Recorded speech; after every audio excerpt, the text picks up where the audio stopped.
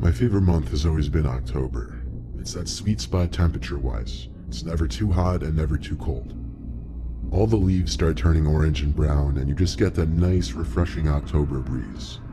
My friends and I always used to like to rake up the leaves into a big pile and have wrestling matches in them when we were young, like from the ages of 9 to 12. I think when we were about 10 or 11, it was towards the end of October, and a lot of the leaves had already fallen off the trees. Since my property was the biggest, my friends Liam and Billy were helping me rake up the leaves on my property into a giant pile.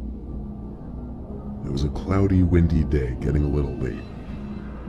The house we lived in at the time was a corner house with a huge space on the side next to the sidewalk, which ran into a short dead-end street with only 2 houses in it, one of which owned by an old stoner couple who didn't care about anything, and across the street from that was a small, disheveled house, whose owner never seemed to come outside.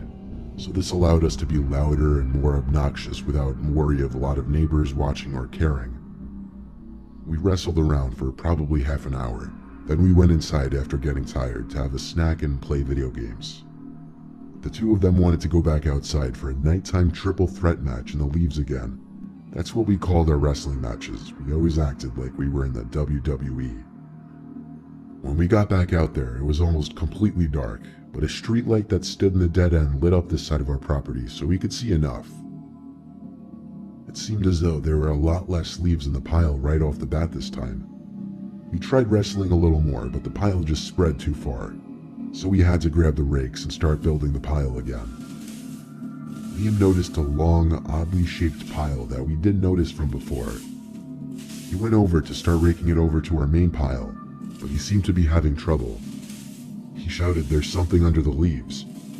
We came over to help him brush some of the leaves off whatever was underneath, and all of us screamed when we realized there was a grown man hiding underneath the pile.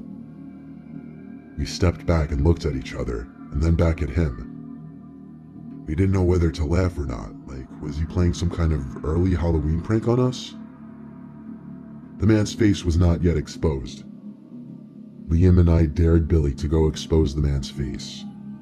He walked up to the body on the floor slowly, looked back at us, and started lightly kicking the leaves away from where the person's face would be. As he kicked, he realized the body was hollow and hard, and there was no face or head. It was a fake body that someone planted there as some kind of prank. But who placed it there? Well, that question was quickly answered when we noticed someone hiding in my bush right behind the pile.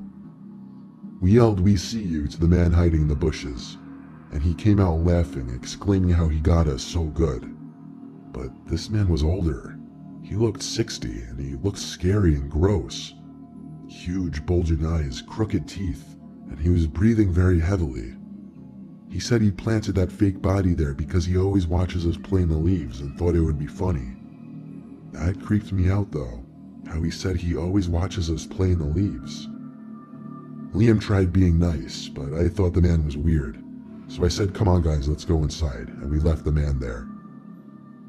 I told my dad and he went outside to check, but the man had already moved the fake body by then. We played video games the rest of the night, all having agreed that guy was a freak. My friends eventually left, and soon after I went to my room. I had my window open as usual to get a breeze into my room. I was watching TV when I heard a man's voice at my window. I jumped and looked up at the window, but I couldn't see who it was. The voice said, "I didn't mean to creep you out earlier. I live in the house across the street over there, and I like watching you kids play in the leaves." I was in shock, hearing a stranger's voice outside my window. I continued looking at the window, and eventually the familiar face of that freako from earlier came into view. He reached his arm under my window and pushed it up further as he attempted to climb into my window. When he realized he couldn't fit, it seemed he started to try to reach for me. I screamed for my dad and ran upstairs to his room. I tugged him out of his bed and led him to my window. The man was already gone, but I told him he lived in the house across the street in the dead end. My dad charged over to the house with me, banged on the door, but the man didn't answer. So my dad called the cops, and when they came, He took me back to the house with the police, and this time with the police, the man opened the front door, and it was in fact the same man.